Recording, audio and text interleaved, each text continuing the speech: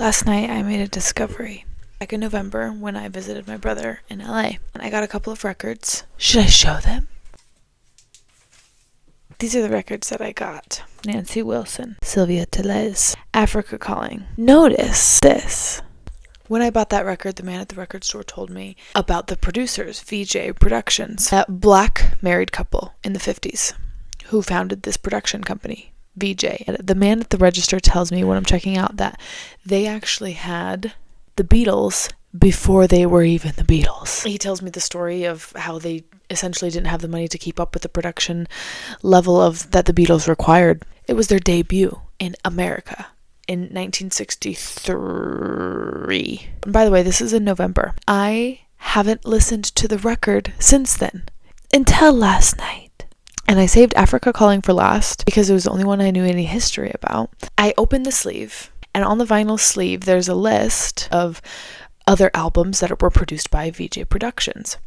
And I'm scanning through until I see an album cover with a song featured on it called Moon River. And in my mind, immediately, I hear Frank Ocean's voice. And I'm like, oh my God, that's familiar. Although, admittedly, I did think that it was Daniel Caesar's song. I'm sorry. So I searched for Moon River on Spotify. Thousands of songs by the name of Moon River come up. Names like Louis Armstrong, Aretha Franklin, Frank Sinatra. Who the fuck wrote this song? And when? So then I'm Googling who is the original lyricist and composer of Moon River. And I find out that it is these two guys. I will tell you their names because I journaled it. Thank you. The original composer of the song Moon River is Henry Mancini, and the lyricist was John Mercer. They wrote this song in 1960 for the film Breakfast at Tiffany's, first performed by Audrey Hepburn. I'm thinking about the Beatles, I'm thinking about VeeJay Productions, and then I go on this Moon River deep dive, and I'm Googling, I'm on Wikipedia, I'm searching everything, and I go back to the Beatles. I go back to VeeJay Productions, and I'm wondering about the Beatles' debut in the US and what was the record label and who were the producers to produce their first US album. And it was this extremely complicated, layered legal battle between Capitol Records and VeeJay Productions. Obviously, you know Capitol Records. You don't know VeeJay Records. So it tells you who won. But the gag is, VeeJay Records released the album, what is it called? Yeah, I wrote this at 12:36 in the morning last night because I was researching so heavily, and it's like 4 pages of research. I'm not kidding.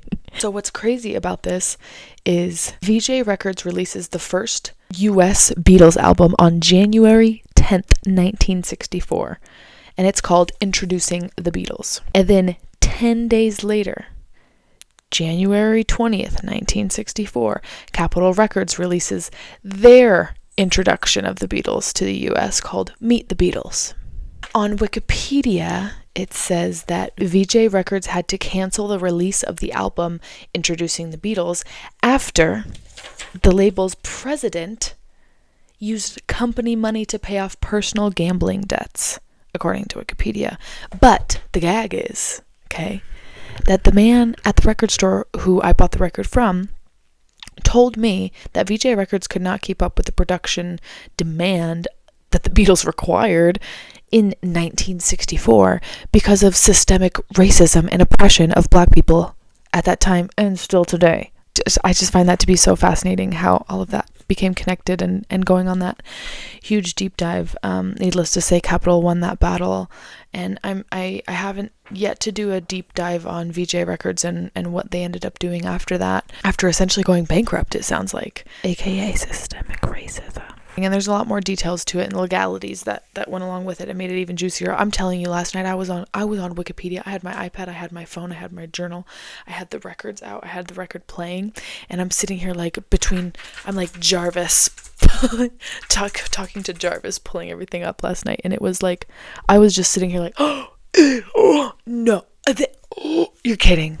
All by myself. It's 12:36 in the morning is the time that I wrote down when I started journaling, but oh my God, the tea on Wikipedia last night was so hot, and I documented all of it on this journal to be seen by future generations. I'm gonna show it to your kids, okay? I love talking to strangers in the sense that you might learn something that the internet won't show you or can't teach you. If it hadn't been for that old man at the record store, I wouldn't have known all of this, and now I know to keep an eye out for any vinyls that were produced by VeeJay Records, because obviously they knew what they were doing.